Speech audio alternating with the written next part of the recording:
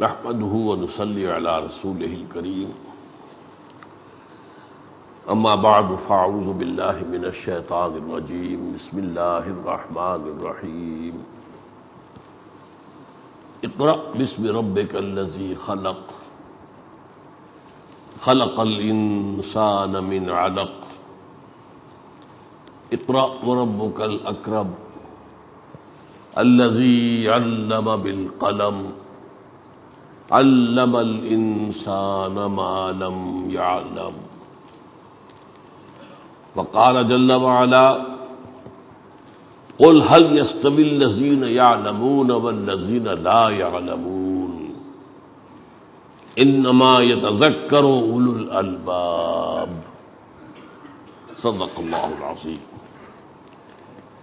رب اشرح لي صدري ويسر لي امري واحلل عقدة من لساني يفقهوا قولي۔ ہمارے ہاں سورہ علق کی جو ابتدائی 5 آیات ہیں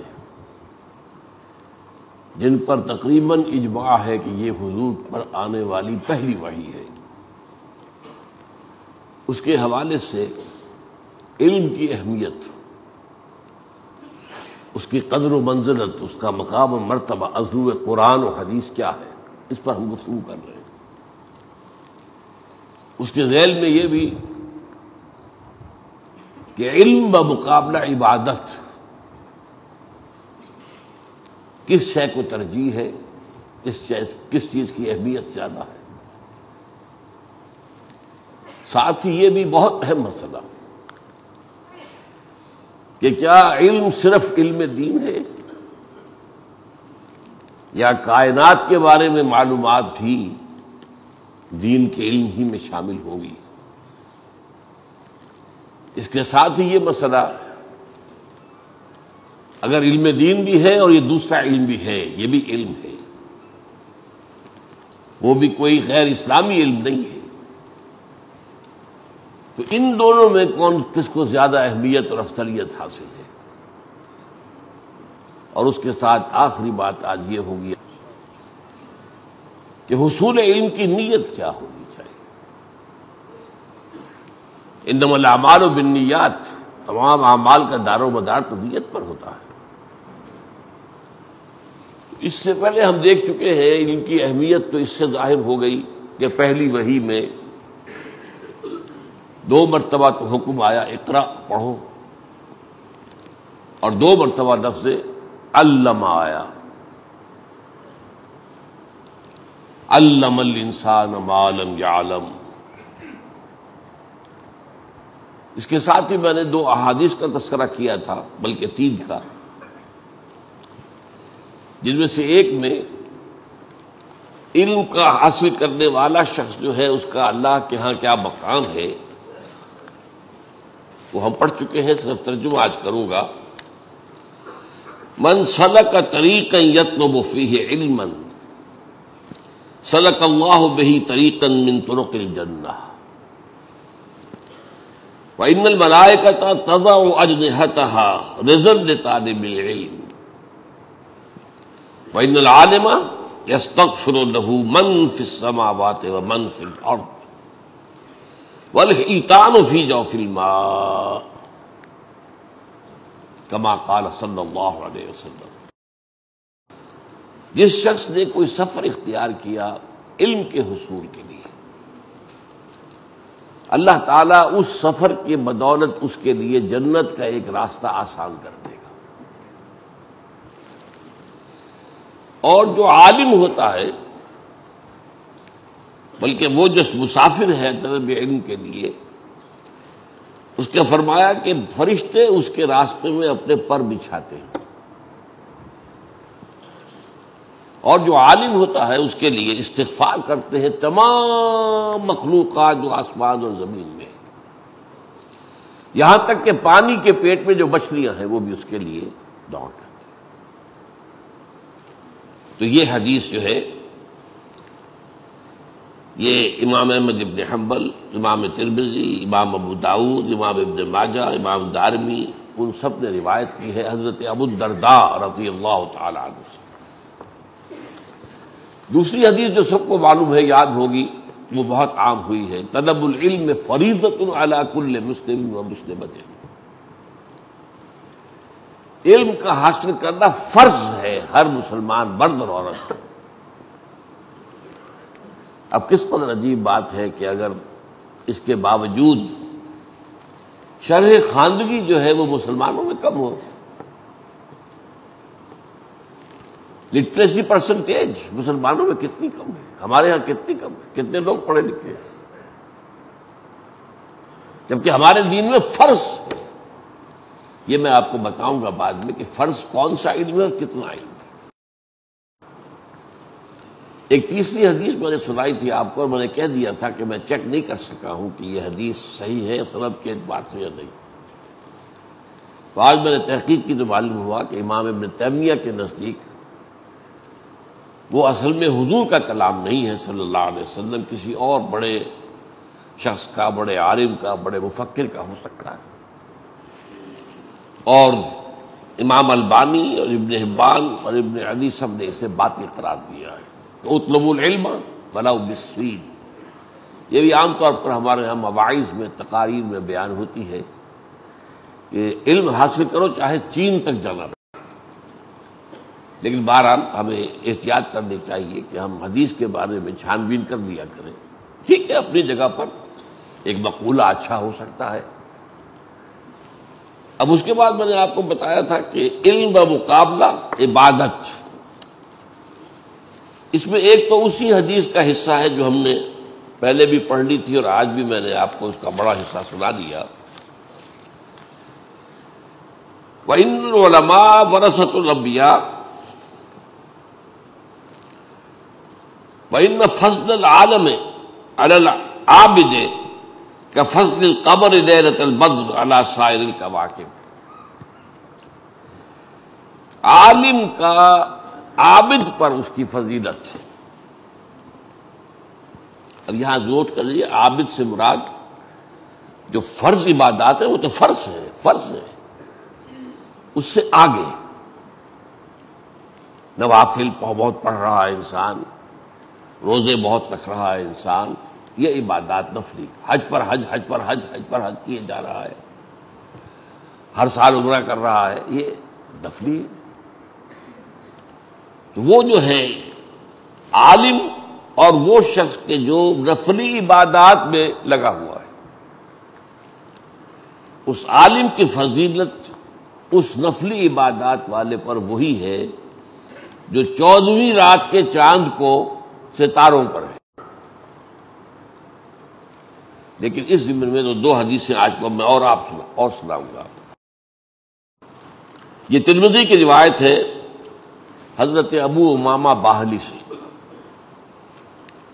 فضل العالم علی العابد کفضلی علی ادناکم. عالم کی فضیلت عابد پر ایسی ہی ہے جتنی مجھے فضیلت حاصل ہے تم میں سے کسی عام انسان پر. فضلی حضور کا فضل. لیکن عام انسان ہم جیسا انسان نہیں، صحابہ میں سے. ظاہر بات ہے صحابہ میں بھی مراتب کا، مدارج کا فرق ہے نا. اعلیٰ رتبے والے بھی ہیں، فضیلت والے معلوم ہے.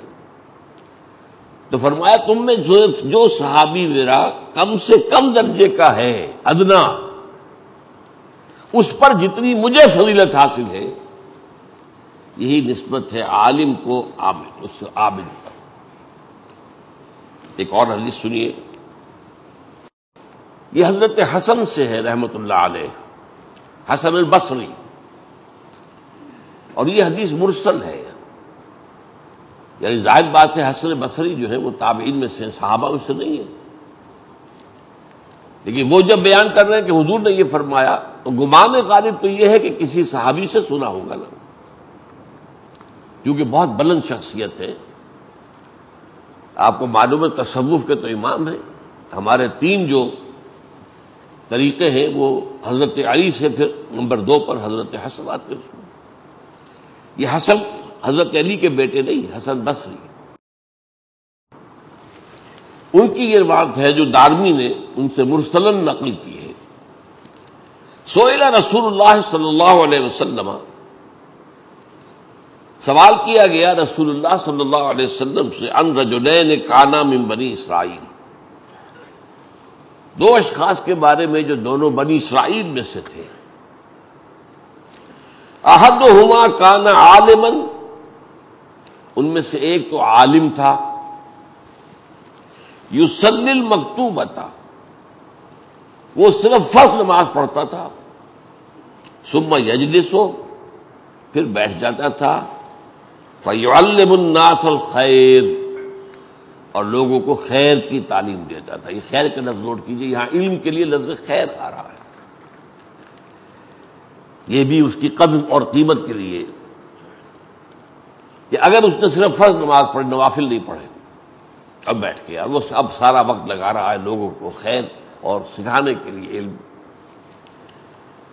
اور دوسرا شخص یہ ہے والآخر یصوم النہار و یقوم اللیل، وہ روزانہ روزہ رکھتا ہے اور رات بھر کھڑا رہتا ہے نماز میں.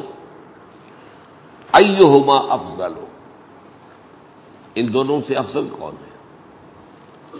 ایک شخص صرف فرض نماز پڑھ رہا ہے اور باقی وقت وہ لگا رہا ہے تعلیم میں، علم سکھانے میں، خیر لوگوں تک پہنچانے میں، اور ایک شخص رات بھر کھڑا ہے نوافل پڑھ رہا ہے اور دن بھر روزہ رکھے ہوئے ہیں.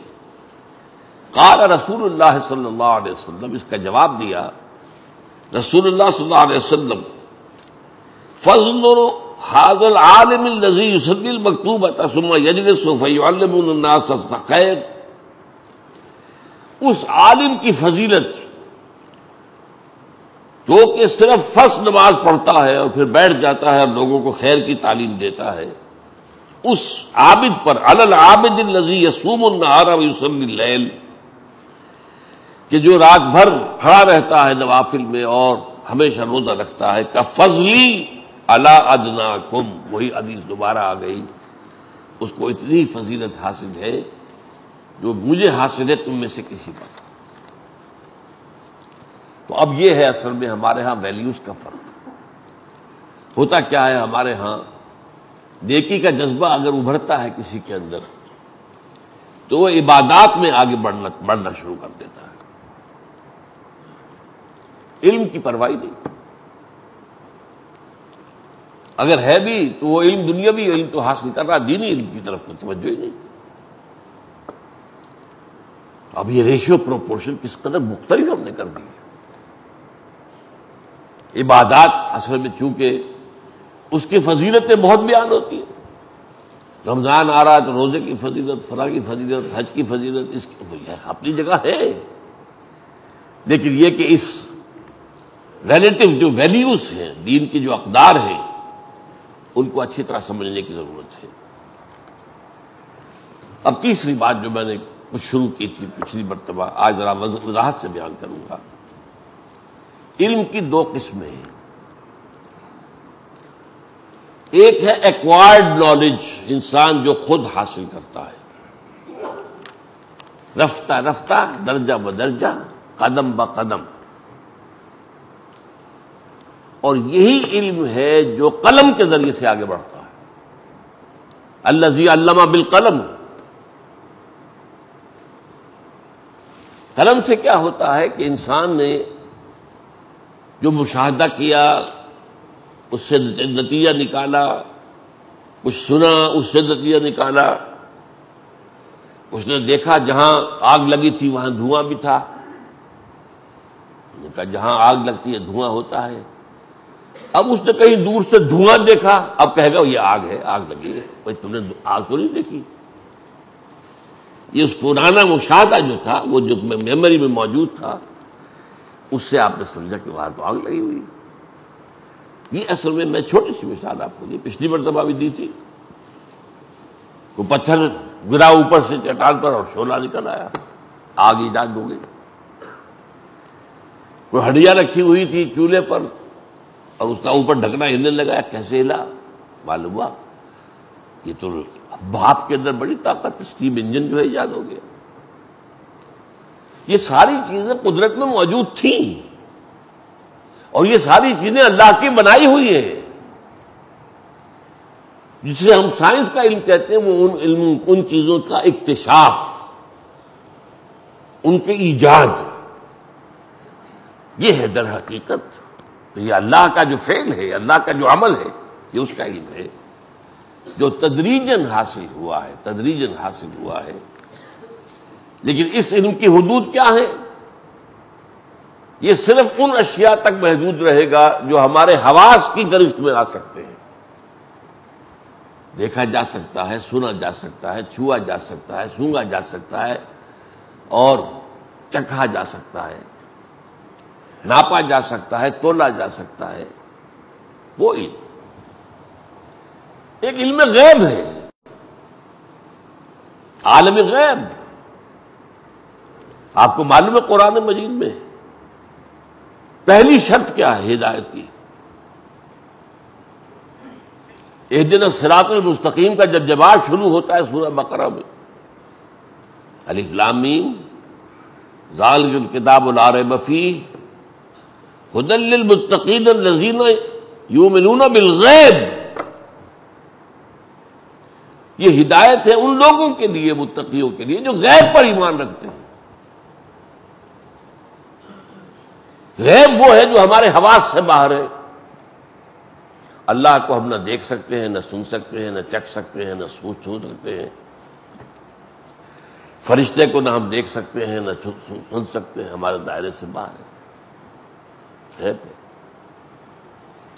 تو جو علم غیب ہے در حقیقت اس کا حصول صرف ایک ذریعے سے ممکن ہے، اور وہ ہے ریویلڈ نالج، جو اللہ تعالیٰ کی طرف سے وحی کے ذریعے سے انسانوں کے پاس علم آیا۔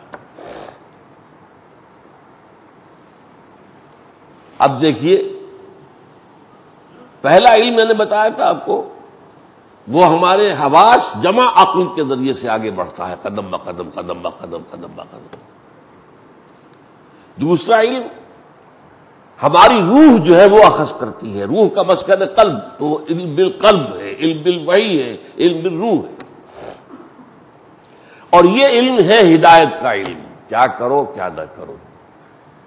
دیکھو تمہیں معلوم نہیں ہے کہ اس کام کے اندر کیا نقصان ہے، اللہ بتا رہا ہے۔ تم مغالطے میں ہو کہ فلاں دیوی دیوتا ہمیں بچا دیں گے، اللہ بتا رہا صحیح علم کیا ہے، وحی کے ذریعے سے۔ تو علم ہدایت اور علم جو ہے علم عناصر elements, physical world, the physical universe. لیکن جو نقطہ میں نے آپ کو بتایا تھا وہ یہ کہ دونوں علم اپنی جگہ پر علم ہیں۔ ہم نے علم دین صرف اس کو سمجھا ہے، وہ صحیح نہیں ہے، وہ بھی دین ہی کا علم ہے۔ کس معنی میں؟ یہ کائنات کس نے بنائی ہے؟ میں نے بتایا تھا کہ اللہ تعالیٰ تو اس کے سارے مظاہر کو اپنی آیات قرار دیتا ہے، میری نشانیاں ہیں، انہیں کو دیکھ کر تو پتہ چلتا ہے کہ اللہ کی قدرت کتنی ہے، علم کتنا ہے، حکمت کتنی ہے۔ تو معرفت خدا بندی کا ایک ذریعہ یہ ہے۔ اس حوالے سے سمجھیے کہ یہ علم بھی علم ہے، اور ظاہر بات ہے کہ دوسرا علم بھی علم ہے۔ اس کے لیے میں نے ایک اور اس طرح آپ کو بتائی تھی، آیات مشہود، وہ آیات ہیں جن کا مشاہدہ ہوتا ہے۔ افلا ينظرون الى الابل كيف خلقت والى السماء كيف رفعت والى الجبال كيف نصبت والى الارض كيف سطحت، کیا یہ دیکھتے نہیں؟ یہ مشاہدہ ہے۔ ان فی خلق السماوات والارض واختلاف الليل والنهار والفلك التي تجري في البحر بما ينفع الناس وما انزل الله من السماء من ماء فاحيا به الارض بعد موتها وبث فيها من كل دابة وتصریف الریاح والسحاب المسخر بین السماء والارض لآیات لقوم یعقلون۔ ایک آیات وہ ہے قرآن کی جو وحی کے ذریعے سے حضور پر نازل ہوئی ہے، اور اس کو ہم تلاوت کرتے ہیں۔ ایک آیات ہے یہ کائناتی، ان کا ہم مشاہدہ کرتے ہیں۔ یہ دونوں آیات الہیہ ہیں۔ قرآن مجید کتنی بار کہتا ہے یہ آیات ہماری ہیں، ان میں بھی اللہ کی آیت ہے، یہ بھی اللہ کی آیت ہے، یہ بھی اللہ کی آیت ہے، اللہ کی نشانیاں۔ اب یہ میں نے بتائی تھی ایک اور بات، یہ اصل میں سورہ بقرہ کے چوتھے رکوع کے شروع اور آخر کا معاملہ ہے۔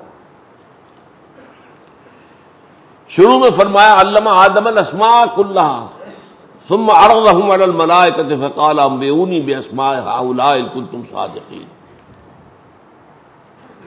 تمام اسماء کا علم آدم کو دے دیا گیا، اور فرشتوں نے جو سوال کیا تھا کہ یہ آپ اسے خلیفہ بنا رہے ہیں، ظاہر بات ہے خلیفہ ہوگا تو کچھ اختیار تو ہوگا، اور اختیار جہاں بھی ہوگا وہ صحیح بھی استعمال ہو سکتا ہے، غلط بھی استعمال ہو سکتا ہے، کیونکہ فرشتوں میں کوئی اختیار نہیں ہے، فرشتے تو یفعلون ما یؤمرون، اللہ اللہ خیر جو حکم ہوتا بجا لاتے، ان کے پاس اختیار نہیں ہے۔ انسان میں اختیار ہوگا، اختیار کا صحیح استعمال بھی ہو سکتا ہے، غلط بھی ہو سکتا ہے۔ تو اللہ نے تمام اسماء کا علم حضرت آدم کو دے دیا اور پھر پیش کیا، اور فرشتوں سے کہا تم بتاؤ وہ نام، ان کا ہمیں تو معلوم نہیں، سبحانک لا علم لنا الا ما علمتنا۔ اس کا مفہوم بعض مفسرین نے یہ سمجھا ہے، معلوم ہوتا ہے کہ صحیح ہے، کہ فرشتوں کا علم جو ہے وہ ان کے اپنے دائرہ فرض سے ساتھ ہے صرف منسلک۔ ایک فرشتہ فرض کیجئے کہ ہواؤں پر ہے، اسے ہواؤں کے چلانے کا علم جو ہے پورا حاصل ہے، واقعی علم نہیں ہے، جبکہ انسان کو جو اللہ نے صلاحیت دی ہے وہ کل علم تک رسائی کی اس کے اندر صلاحیت پیدا ہو گئی، ہم جہت۔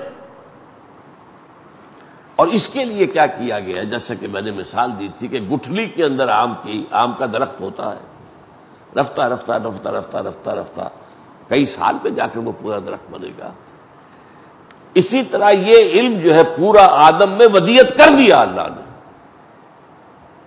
لیکن یہ ابھی گٹھلی میں تھا، ابھی ظاہر نہیں تھا۔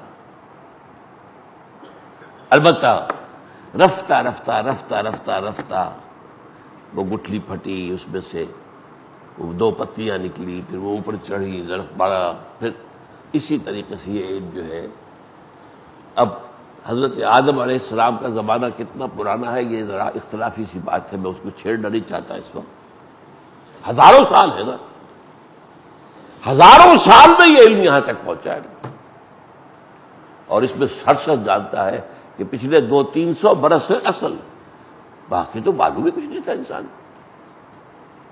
کائنات کا علم کہاں تھا ہی نہیں، نہ الجبرا، نہ جیومیٹری، نہ فزکس، نہ کیمسٹری، کیا تھی، کچھ بھی نہیں۔ یہ وہ 300 سال، اور ان میں سے بھی پچھلی صدی جو ہے یہ ایکسپلوژن کہلاتا ہے، ایکسپلوژن آف نالج، نالج کا دھماکہ ہوا ہے، اتنا علم بڑھ گیا۔ اب دوسرا علم جو تھا وہ وحی کے ذریعے سے آیا، اس میں بھی ارتقاء ہوا ہے، جیسے اس علم میں ارتقاء ہوا۔ علم ہدایت جو ہے ایک زمانے میں ابھی انسان کا ذہن جو ہے وہ تھا ہی ابھی بچپنے کی سطح پر، تو اسے اسی کے مطابق ہدایت دی گئی، یہ کرو یہ نہ کرو، بس۔ آپ بچے سے یہ کہتے ہیں، یہ تو نہیں بتا سکتے یہ کیوں کرو اور یہ کیوں نہ کرو، یہ تو ابھی اس کا ذہن تو اس کے لیے تیار ہی نہیں۔ آپ کا بچہ ہے پرائمری کے اندر پڑھتا ہے، آپ نے ڈبل پی ایچ ڈی استاد رکھ دیا، اور پڑھائے گا کیا اس کو؟ پڑھائے گا تو وہی نا جو اس کی سطح کا معاملہ۔ تو وہی کا علم بھی جو ہے درجہ بدرجہ تقریر بڑھتے بڑھتے تورات میں احکام آئے، یہ کرو یہ نہ کرو، انجیل میں حکمت کا آغاز ہوا، یہ کیوں نہ کرو اور یہ کیوں کرو، اور تکمیل ہوئی ہے قرآن میں آ کر، یہ علم ہدایت کامل ہوا قرآن میں، اور پھر قرآن کے آنے کے بعد نبوت ختم، فل سٹاپ، اور قرآن کی حفاظت کا ذمہ اللہ نے لے لیا۔ یہ علم جو ہے اس میں بھی پھر میں نے عرض کیا تھا، یاد ہو، یہ چیزیں اچھی طرح یاد کیجیے، ذہن میں بٹھائیے۔ وحی کی بھی دو قسمیں ہیں، وحی بالقلب، علم بالقلب، دو قسمیں، ایک وحی نبوت ہے، وہ محفوظ ہوتی ہے، فرشتہ لے کر آتا ہے، اور بعد میں معلوم ہوتا ہے کہ جب سورہ انعام نازل کر رہے تھے حضرت جبرائیل علیہ السلام، 70,000 فرشتے ان کے ساتھ حفاظت کے لیے تھے کہ کہیں کوئی جن شیطان جو ہے اس میں کوئی دخل اندازی نہ کر دے۔ اس وحی کے اندر جو وحی جلی ہے، جو قرآن وحی جلی ہے، یہ لفظاً وحی ہے اور محفوظ ہے، لیکن ایک دوسرا وحی ہوتی ہے وحی خفی۔ وحی خفی الہام، رویائے صادقہ، سچا خواب، کشف، یہ ساری چیزیں کیا ہے؟ وحی خفی۔ یہ عام انسانوں کو بھی ہو سکتی ہیں، لیکن وحی خفی نبی کو جب ہوگی تو وہ بھی محفوظ ہوگی۔ عام انسانوں کو جب وحی خفی ہوتی ہے، الہام ہوتا ہے، کشف ہوتا ہے، کوئی القاء ہو جاتا ہے قلب کے اندر کوئی شے، رویائے صادقہ ہے، عام انسانوں کے لیے یہ بھی وحی ہے، وحی خفی ہے، لیکن یہ محفوظ نہیں ہے۔ شیطانوں کی دخل اندازی بھی ہو سکتی ہے، اور جس تک یہ وحی آئی ہے وحی خفی، اس کا اپنا نفس بھی اس کے اندر دخل دے سکتا ہے، جبکہ وحی جلی جو ہے اور وحی نبوی، چاہے وہ خفی ہے، وہ محفوظ ہے، ان میں کوئی غلطی نہیں ہو سکتی۔ اچھا، اب سوچئے یہ جو دو علم ہیں، ان میں سے اعلیٰ کون سا ہے؟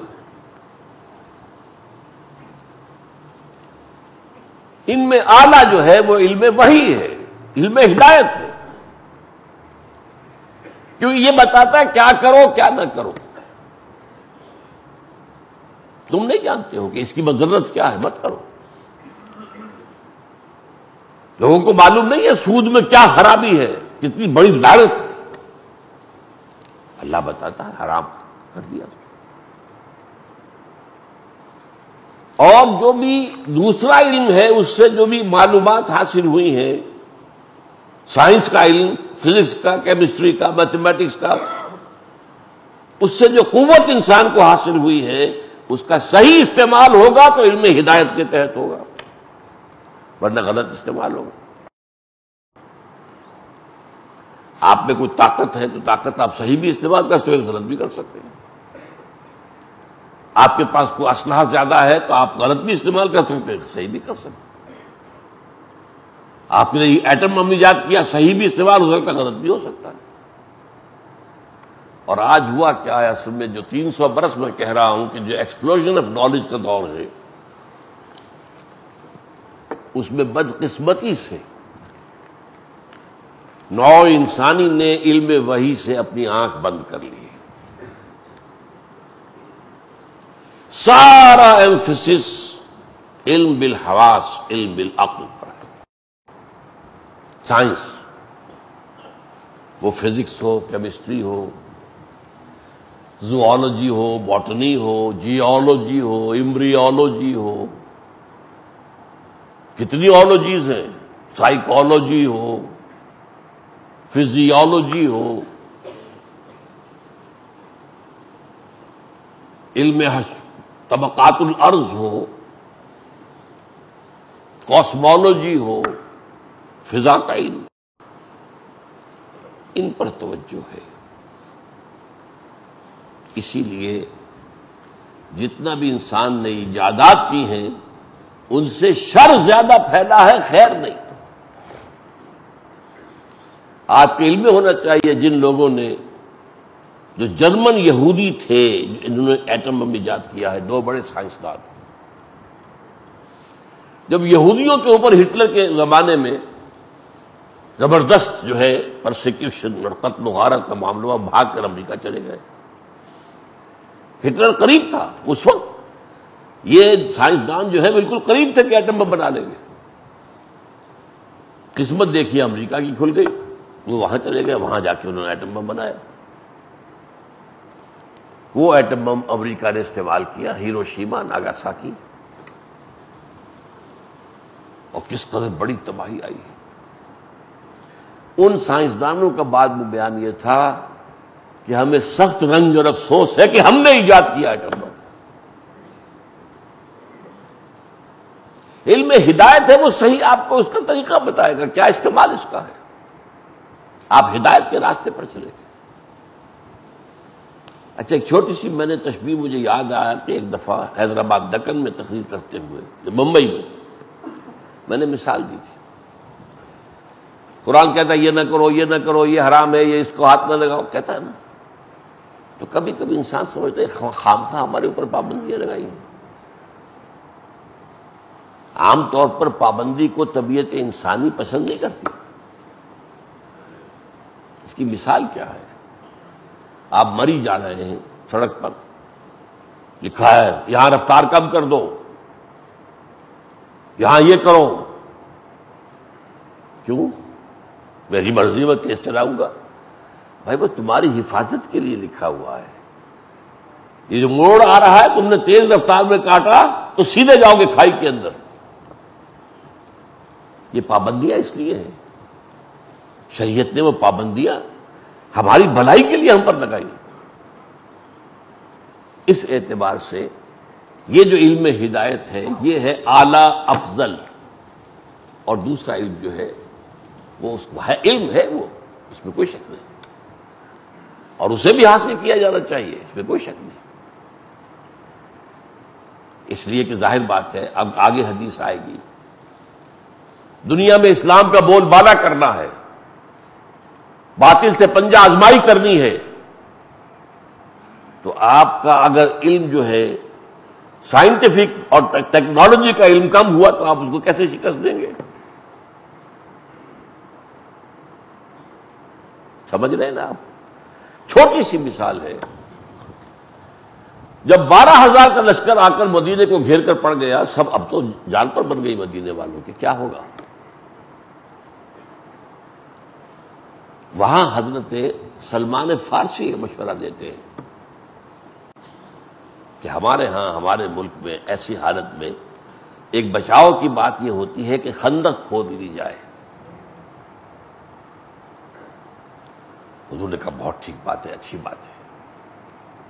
خندق کھودی گئی، اس لیے وہ جنگ خندق کہلاتی ہے، اللہ نے اس کو حفاظت نظریہ بنا دیا۔ تو یہ بھی ایک بات تھی نا جو حضور کے علم میں نہیں تھی۔ حضور جو ہے علم ہدایت دینے آئے تھے، علم سائنس دینے نہیں آئے تھے۔ ورنہ تو جیسے میں نے پچھلی مرتبہ کہا تھا، ہم شکایت کرتے ہیں ہمیں ایٹم بم بنانا کیوں سکھا کر گئے آپ؟ نہیں، وہ آپ کا ڈومین ہی نہیں۔ وہ علم بالوحی علم ہدایت ہے، کیا کرو کیا نہ کرو، مجرم کو کیا سزا دو، چوری کا ہاتھ کاٹو چور کا، زانی شادی شدہ کا علم کرو، وحشیانہ سزائیں۔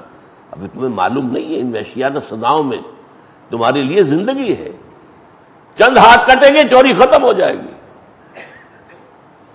چند آدمیوں کو اگر رجم کیا زنا ختم ہو جائے گا۔ اور یہی ہوا افغانستان میں، یہی تو ہوا تھا۔ ابھی تو طالبان کی حکومت جو ہے پوری طرح جمی بھی نہیں تھی، ریاست پوری طرح قائم بھی نہیں ہوئی تھی، شریعت کے احکام نافذ کیے ہیں تو 100% امن۔ اللہ اکبر! افغانستان جیسے ملک میں جہاں جو وار لارڈز تھے انہوں نے اپنے اپنے جو ہے علاقے بانٹے ہوئے تھے، اور ان سے لوگوں سے آمد و رفت کرنے والے تھے مسافر ان سے بھتے لیتے تھے، اور بھتے لینے کے علاوہ کسی بس میں دیکھا خوبصورت عورتیں اتار لی۔ تب یہ ملا عمر کھڑے ہوئے ہیں، جبکہ لوگوں کا ناک میں دم آ گیا، تب اس کے بعد جو ہے اللہ نے ان کی مدد کی، طالبان کی حکومت قائم ہو، انہوں نے شرعی سزائیں نافذ کی تھی، ابھی اور کچھ بھی نہیں۔ لیکن جب امن ہو گیا 100% اور پاپی کی کاشت ایک حکم پر 0 ہو گئی، تب دنیا چونک گئی کہ یہ چیز کے اندر تو یہ برکات ہے اس نظام میں۔ یہ نظام اگر کامل ہو گیا تو دنیا پھر سارے نظاموں کو ادھر ادھر پھینک دے گی، کوڑے دان میں ڈالے گی اس کو، ڈسٹ بن میں پھینک دے گی، اور ایک ہی نظام دنیا میں رہ جائے گا، اور وہ اللہ کا نظام ہوگا. اور یہ ہونا ہے، اگرچہ اونچ نیچ ہونی ہے، ابھی ہم پر عذاب بہت سے آنے ہیں، لیکن ہونا ہے. ان دی لانگ رن فائنل یہی ہے، وہی حق جو ہے وہ دنیا میں قائم ہوگا. اچھا اب نوٹ کیجئے، اس علم ہدایت جو ہے، علم وحی، اس میں اہم ترین علم کون سا ہے؟ یہ ہے قرآن کا علم. ایک حدیث تو بارہا ان اجتماعات میں بیان کی گئی ہے، آپ میں سے اکثر کو یاد ہی ہوگی، بخاری شریف کی روایت ہے، ٹاپ کی حدیث ہے، خیرکم من تعلم القرآن وعلمہ. تم میں سے بہترین لوگ وہ ہیں جو قرآن سیکھیں اور سکھائیں. اور میں نے کئی دفعہ کہا خیرکم یہاں بہتر کے معنی میں نہیں ہے،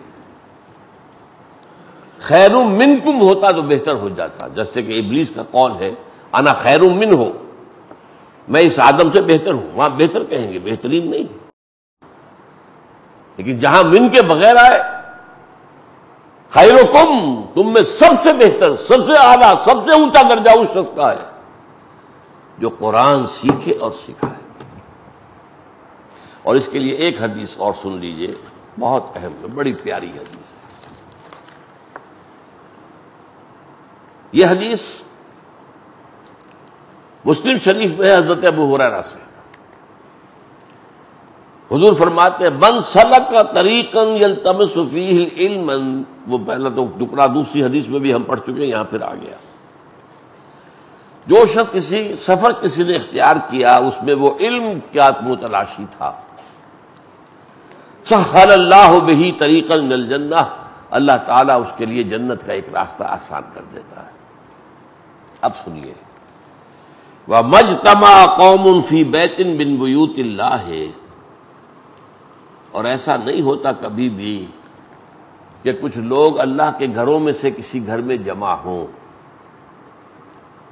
یہاں جو شارحین حدیث وہ کہتے ہیں اس سے مراد صرف مسجدیں نہیں ہیں، جہاں بھی کہیں اگر اس کام کے لیے جو آگے آ رہا ہے لوگ جمع ہو جائے. کام کیا ہے؟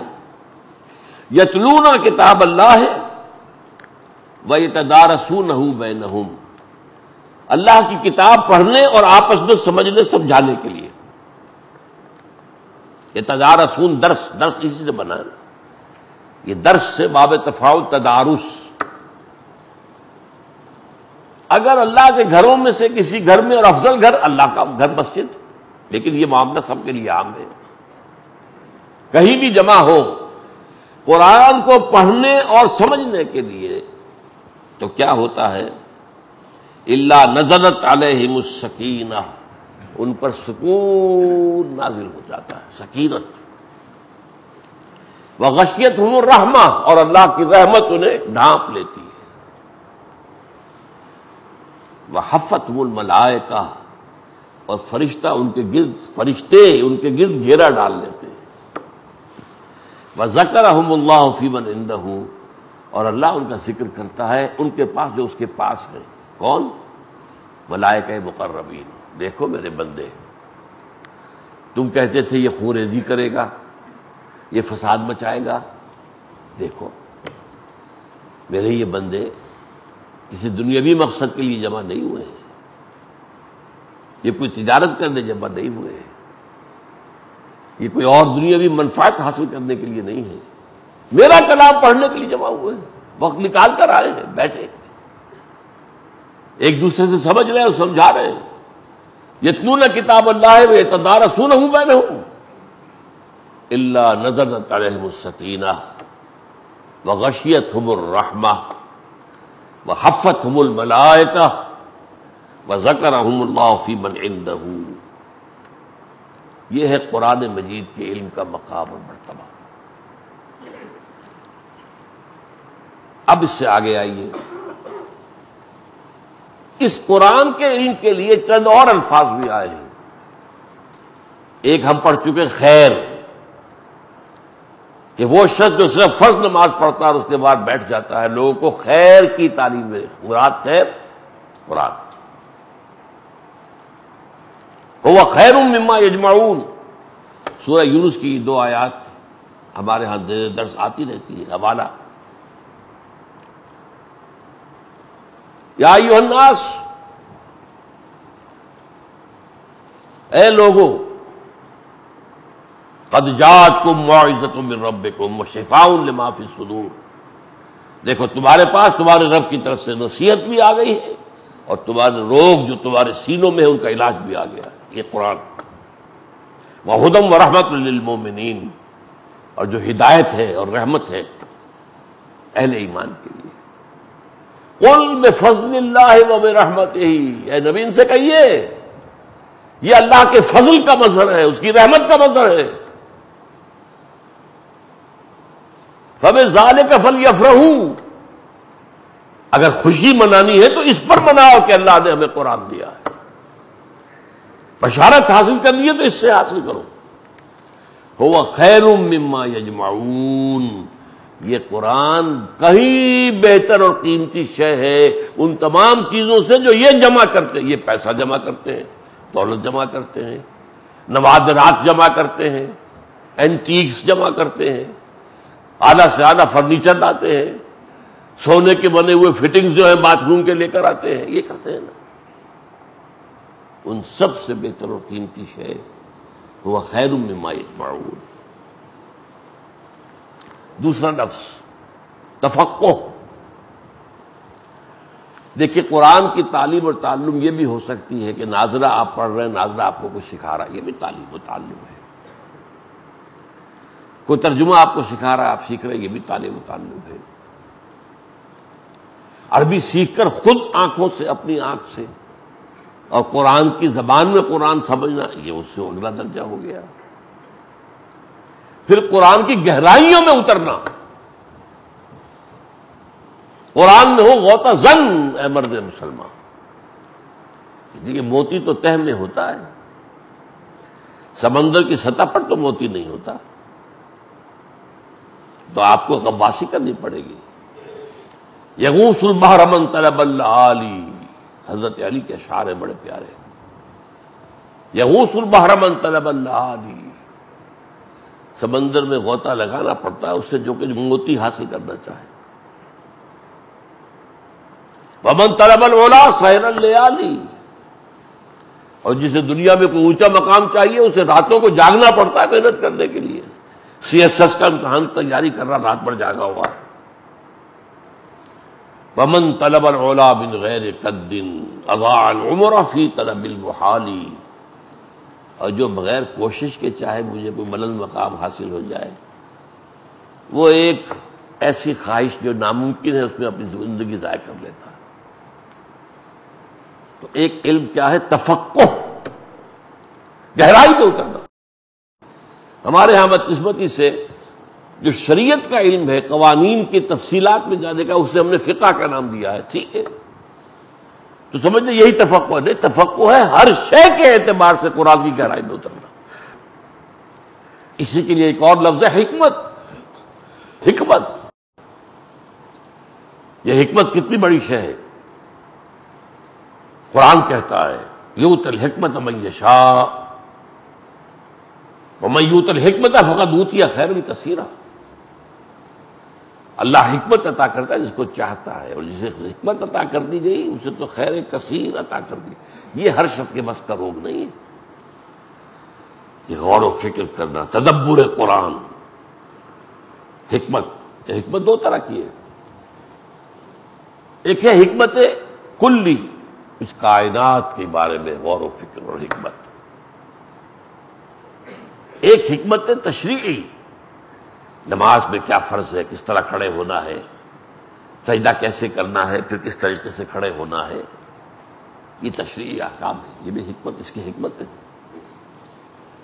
حکمت یؤتی الحکمت من یشاء ومن یؤت الحکمت فقد اوتی خیرا کثیرا ولقد آتینا لقمان الحکمت ان اشکر للہ. مدح ہو رہی ہے حضرت لقمان کی، انہیں ہم نے حکمت عطا کی. ایک علم جو لازم ہے ہر مسلمان مرد اور عورت کے لیے، وہ شریعت کا وہ علم ہے اور ہدایت کا وہ علم ہے کہ جس سے اس پر راستہ واضح ہو جائے، یہ لازم۔ ڈاکٹری ہر ایک پر لازم نہیں ہے، ایک پیشہ ہے جو بھی کرے۔ انجینئرنگ ہر ایک پر لازم نہیں ہے، کمپیوٹر ہر ایک پر لازم نہیں ہے، لیکن وہ علم جو لازم ہے، جس کو کہا گیا طلب العلم فریضۃ علی کل مسلم و مسلمۃ، وہ ظاہر بات ہے کہ وہ علم ہدایت۔ فارسی کے دو بڑے پیارے شعر ہیں، علم چب ود، علم کیا ہے؟ چہ بود کو جمع کر دیا چب ود، علم چب ود آنکھ رہ بنمایت، علم وہ ہے جو راستہ دکھاتا ہے، صراط مستقیم، اہدنا الصراط المستقیم۔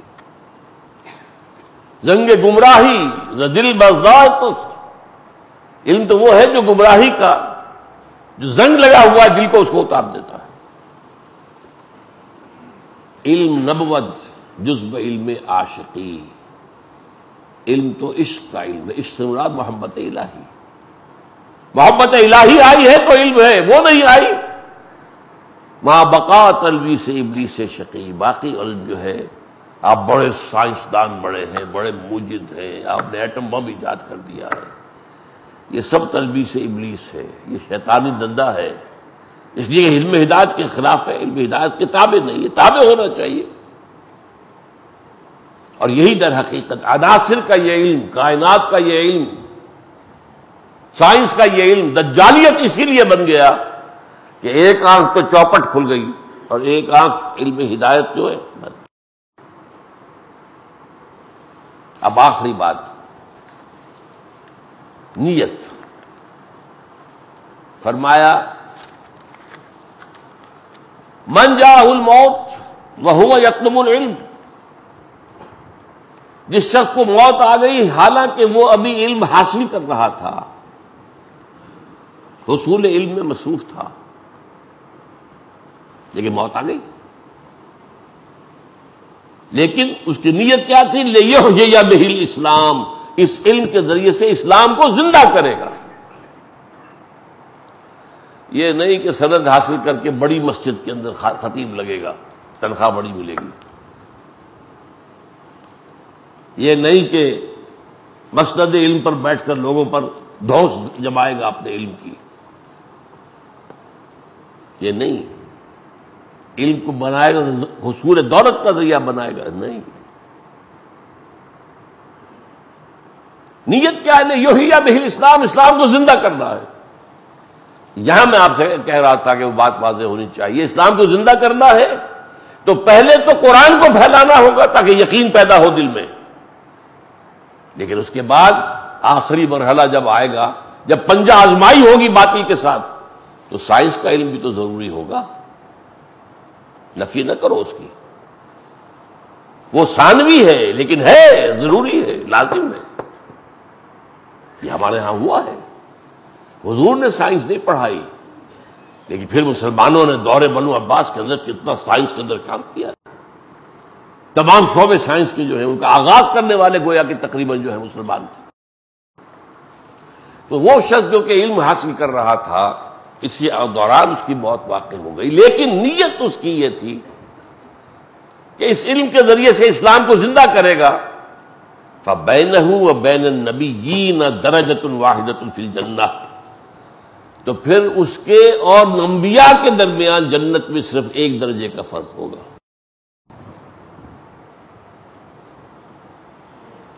اس کے برعکس من طلب العلم، جس نے علم حاصل کیا، لیجاری بہ العلماء، تاکہ علماء کی محفل میں میں بھی بیٹھ سکوں، میں بھی انہی اصطلاحات میں بات کروں جن میں علماء بات کرتے ہیں، اور لیماری بہ السفہاء، یا اس کے ذریعے سے جاہلوں پر رعب قائم کرے، اور یصرف بہ وجوہ الناس الیہ، یا اس علم کے ذریعے سے لوگوں کی توجہ اپنی طرف منعطف کر لے، اپنی عقیدت، اپنی محبت، نذرانے پیش ہو رہے ہیں۔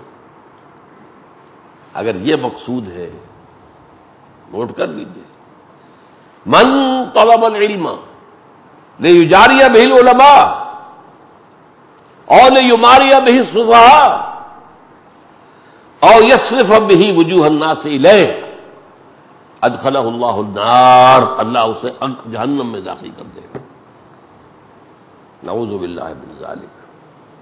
تو علم کا مقام کیا ہے، علم کی اقسام کیا ہیں؟ علم اور عبادت میں درجے کے اعتبار سے کس کو فوقیت ہے؟ پھر علم میں کائنات اور علم ہدایت، ان میں سے فوقیت کس کو ہے؟ لیکن دونوں ہی علم ہیں، ان میں شامل ہوں گے، اس کو علم سے خارج نہ کر دیجیے، یہ ہماری بڑی غلطی ہوئی ہے۔ اور پھر یہ کہ علم کے حصول کی نیت کیا ہو، مقصد کیا ہو۔ اقول قولی ھذا واستغفر اللہ لی ولکم ولسائر المسلمین والمسلمات۔